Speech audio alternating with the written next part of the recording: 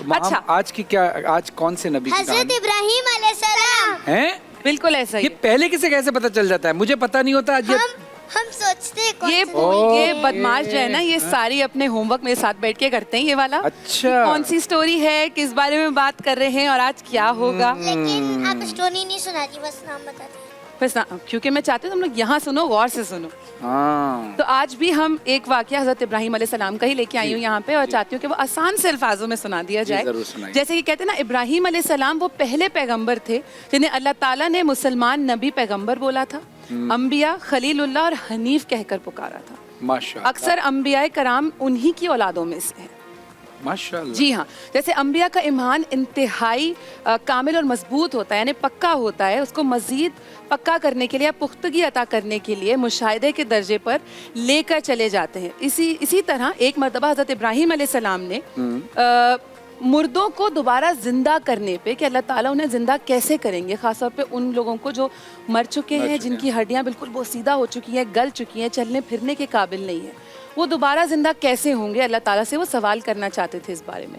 वो ऐसा नहीं था कि उनका ईमान नहीं था, पर वो चाहते थे अगर कोई और उनसे सवाल करे, जैसे आप लोग सवाल करते हैं, तो कोई और सवाल करे तो वो बता सकें कि ऐसा कैसे होगा। तो उन्होंने अल्लाह ताला से अर्ज़ किया कि या अल्लाह, मुझे बताओ कि ये कैसे होगा, क्योंकि इनकी तो हड्डियाँ गल चुकी हैं, ये चलने फिरने के काबिल नहीं है, दूसरे लोग इनको 4 कंधों पे उठाकर लेके जाते हैं, तो आप इन्हें ज़िंदा कैसे करेंगे। तो अल्लाह ताला ने कहा, सवाल किया कि क्या तुम्हारा ईमान मुझ पे पक्का नहीं है इस बात पे। तो उन्होंने कहा कि नहीं, ऐसी बात नहीं है, लेकिन मैं जानना चाहता हूँ कि ये कैसे होगा। तो अल्लाह ताला ने हज़रत इब्राहीम अलैहिस्सलाम को फरमाया कि कुछ परिंदे पकड़ो, उनको उनकी गर्दनें अलग कर दो, उनके टुकड़े कर दो, उनके पर और कहीं दूर फेंक दो, और फिर उन्हें पुकारना, और वो सब तुम्हारे पास उड़े या दौड़े चले आएंगे।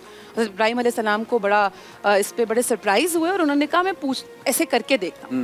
उन्होंने 4-5 परिंदे लिए, उन्होंने उनकी गर्दनें अलग की, उनके टुकड़े मतलब अलग अलग किए। कितना हुआ होगा? लेकिन अल्लाह ताला का हुक्म था ना, तो ये तो करना ज़रूरी था देखने के लिए कि अल्लाह ताला ने हुक्म दिया था। हो सकता है अल्लाह ताला ने हुक्म दिया तभी दर्द ही ना हुआ हो सकता है। तो अल्लाह ताला जैसे ने हजरत इब्राहिम अलैहिस्सलाम को जब आग में डाल दिया था, हाँ। तो देखने वालों को तो लग रहा था कि वो आग में, लेकिन अल्लाह के हुक्म से वो जले नहीं, वो आग उन पर गुलजार हो गई थी, ठंडी हो गई थी, ठंडी हो गई थी आग। ठीक वैसे ही उन्होंने अल्लाह ताला के फरमान की क्या कहते हैं उनको माना, और उन्होंने परिंदों के साथ ऐसा ही किया। एक पहाड़ पे उन्होंने उनकी कुछ परिंदों की गर्दनें डाली, एक पे धड़ डाला, दूसरे पहाड़ पे उनके पैर और बॉडी, गर्दन, धड़, लेग्स एंड पर, वो सब अलग अलग पहाड़ों पे डाल दिए। विंग्स, एग्जैक्टली, वो डाल दिए, और फिर उन्होंने वैसे जैसे अल्लाह ताला ने फरमाया था उनको आवाज़ दी, और वो सारे अलग अलग पहाड़ों पे जिनके टुकड़े थे वो सब इकट्ठा हो गए, आराम से बिल्कुल सही सलामत उड़ के आ गए।